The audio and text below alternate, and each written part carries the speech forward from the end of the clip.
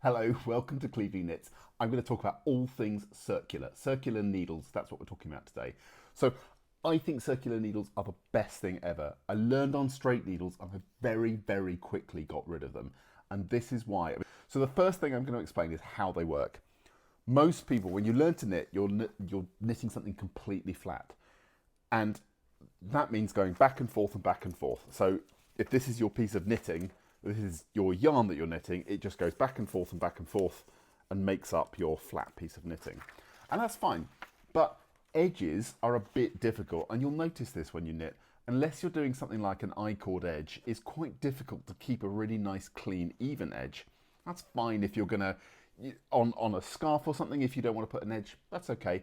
On a garment, what often happens, or on a hat, if you've got a hat that you knit flat, you end up with these edges, which if you try and, when you want to sew them together, well, you have to sew them together, you have to create a seam. You hide your edges, but it's not ideal, in my opinion.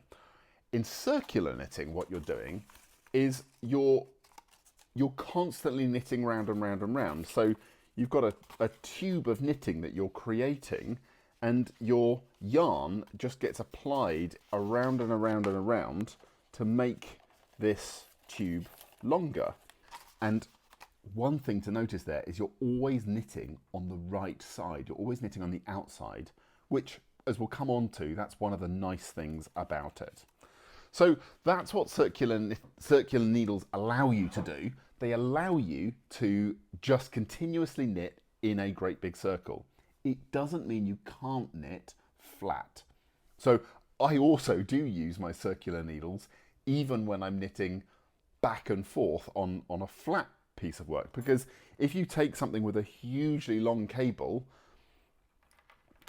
so for example, I've got this long needle here, there's nothing to say I couldn't knit a scarf on this, and the scarf sits in the middle, and then as I knit onto one side, this is one needle, and then if I do want to turn it to work the wrong side, I just turn it and I can work the wrong side that way, and it goes back onto the other needle.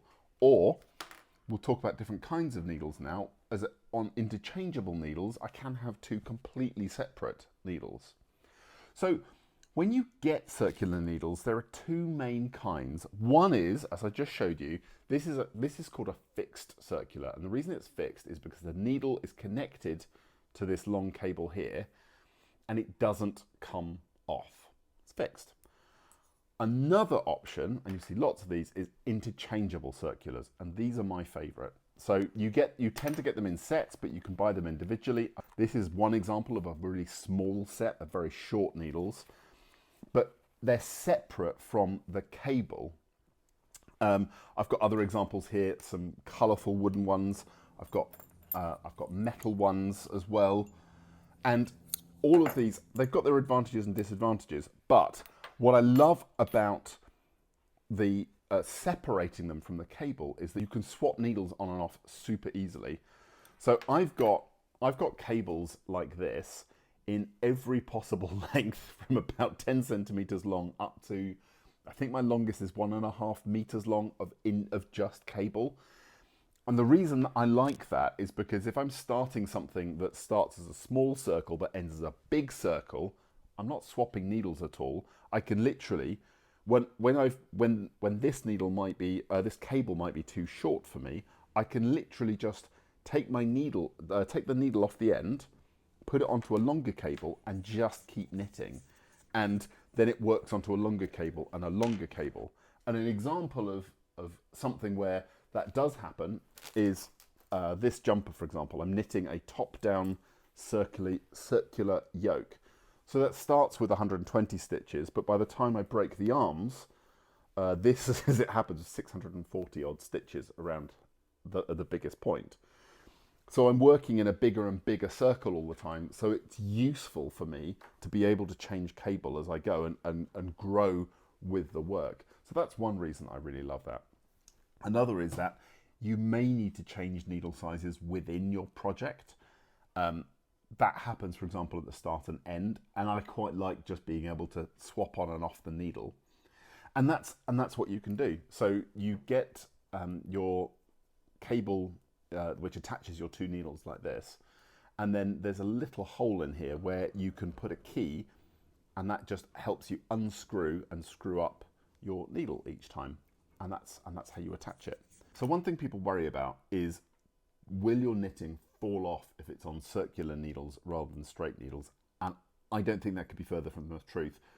I think if anything, knitting falls off straight needles way easier than it does off circulars. If I take my jumper here, then what happens is I just take my needles through like this. You can pull them through. I can pull out a big long load of cable. That's not going anywhere. I can pack that up, put that in a bag, and because these are left dangling, you can get needle stoppers on the end of this, but that, to me, that always feels like a really secure way of doing it.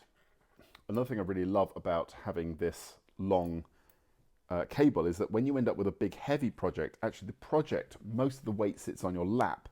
It's not sitting on a needle, which you have to, every time you're moving your needle, you have to move all of that work. So instead of that, you've just got a small amount holding on the needle and the rest is sitting on your lap. And again, I find that a bit easier to work with when you get into a really big project. One of the difficulties that people do have is when you're knitting on circulars, well, if your work gets closed up, if you around the smaller cable, it can be a little stiff to come back onto the main shaft here. And that can be a bit frustrating. Now, if that happens to you a lot, one of the really useful things about an interchangeable set is you can actually have a slightly smaller needle on your left-hand side where your work is coming off because you've already formed the stitches. And so that helps the work flow around your circular needle a bit more easily. The other thing is the exact shape. So I find there are some of my needles where they're not quite as good. So I will use an example. Leica, for example, their cables, they tend to, for me, I've worked with them quite a lot, they tend to come out a little bit. You get a little bit of a notch or a tiny scratch on here, and the work doesn't flow off the cable as well. Now, Leica and Knit Pro are actually interchangeable, and Knit Pro make great cables and great needles. And so I prefer the Knit Pro cables themselves to the Leica ones, which I find a little bit cheap and they wear a bit. Another interesting difference you get with the cables is that some of them, and this tends to be slightly more expensive cables, is they freely rotate. So when you're knitting, it can be that you're knitting you get a sort of twisty loop somehow. You manage to create this, and that gets annoying. But some cables will have, they'll be freely rotating here. So they've got a special rotating joint within here, which means that you can quite easily keep knitting away and it can't twist up because it will always undo itself. That's something to look out for.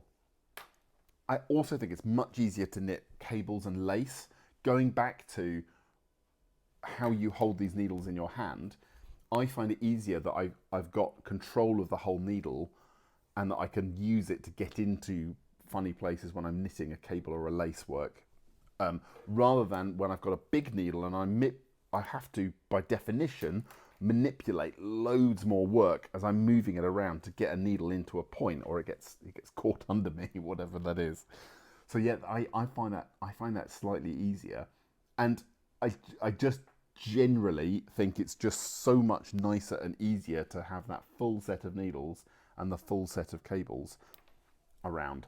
And the last thing that I really love about them is that if you've got a work in progress, this is actually a swatch that I've been working on, but if you've got a work in progress, it doesn't mean that you've lost your needles until you go back to that whip, because you can just unscrew the needles off the end of it if you need them for another project, screw them onto your other project and work on that, because they come with these stoppers. So you can just screw a stopper onto the end of your cable, and then you've got your little swatch, your cable, your whip ready to use for when you are able to come back to it. So those are the reasons that I think circular knitting is really, really the way forward, and it's why it's by far my preference. So the one difficulty people have with circular knitting is when you have to use magic loop, and it is frustrating, but there's frustrations for every kind of knitting. I think working with DPNs for me is deeply frustrating, and I really don't like it. I'll avoid it at all costs. So magic loop is where you've got your cable going around your garment, and you can see here I've got a huge number of stitches around this jumper, and your cable isn't quite the right length for it. So what you end up doing is somewhere within here, you'll have to have, this is a magic loop. You'll have a loop of cable that comes out from your needles like that. And the reason that you are working with a magic loop, so there's an example of a magic loop. The reason you're doing that is so that your stitches can flow from one needle to the other as you knit. So as I'm knitting here, I want these stitches to move freely off one needle, off this needle, onto this needle. And so to make sure that they're close, if my long cable is too long, you end up having to put surplus sort of magic loop. That's what this is. Now, what's basically happening with magic loop is that you've got some stitches before a loop and you've got some stitches after. Sometimes you can have a couple of magic loops, and essentially what you're doing there is dividing so here we've got another example. I've got 2 magic loops now. I'm dividing my knitting essentially into 3 sections, like I would on, if this was DPNs, I'd then be on 3 separate needles. And when I get to the end of one, if I get to the end of a magic loop, actually what I can do is just, I can pull it all tight and I can move. See, the magic loops are gone now. I guess that's what magic about them. And I can put it back in another place. I can put it back over here and I can pull that surplus out. Now, it's fine, it works. It's a bit of a pain. That's the difficulty. I guess that's the biggest reason why people don't like knitting with circulars. What I will say is that if you're finding yourself having to use magic loop, you are generally using too big a cable. Where that's not true is with socks. And socks, I don't like knitting socks. It's not my thing. But hats, if you're finding it with hats, you're using far too long a cable, and what you need to do is move to a shorter cable.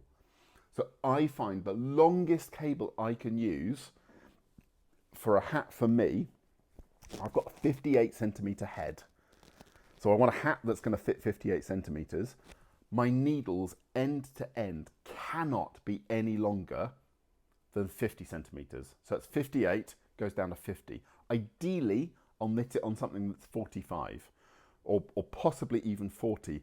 And that keeps all the stitches bunched up to a bit closely together. They're nice and snug and they'll work their way around the needles so much better.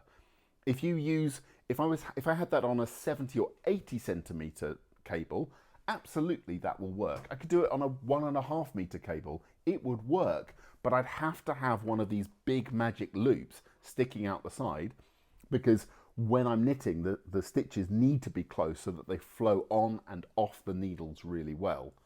So that's the thing to remember. You want to have a needle that's slightly smaller than the circumference of what you're actually trying to knit. Now, the smallest example I could find in my collection here is this tiny little baby. So I guess this is maybe 25 centimeters end to end. And you can see if I hold it round like that, that's smaller, I guess smaller than a sock, or it's definitely, that wouldn't fit over my feet. But so that's a great example of a sock needle. I can't actually knit very well with this because it's still too small and fiddly with me. But this is this kind of articulate that you can find stuff really, really small, and you can find, this is a sock set as it happens, which I was gifted. It's specifically really, really short needles so that you can work around really small circumference items. So because you get such big variety, that's why I think that circular needles are just the way to go. It is much, much easier. And the way to avoid magic loop is basically to generally try a smaller needle. The point where you can't get around it, like when you're working up to the crown of a hat, there comes a point where you have to move on to DPNs, or you use Magic Loop as though you're using DPNs. But that's basically, I mean, there's no way around that, and that's the only point that it isn't workable. But yeah, I totally love them. My preferred brands are a Knit Pro. That's what I tend to find myself going back to time and time again. I find the wooden needles are nice and robust, and I love the. Sometimes it just feels right with some of my knitting to use these Zing ones. They're nice and colours, and the same size are always the same colour. So I know that if I'm going for my dark green needles, that's always my 3mm or whatever that is. So yeah, but go and try them out. Go and have a look at a shop. Enjoy knitting with them, and I hope this is helpful. I hope that this inspires you to, if you haven't yet plucked up the courage to transition from straights to circulars, I hope this helps. So yeah, look out for those rotating cables, and make sure you've got a collection of different wires and cables to be able to have a play with that circumference to make sure you get to the right answer for you.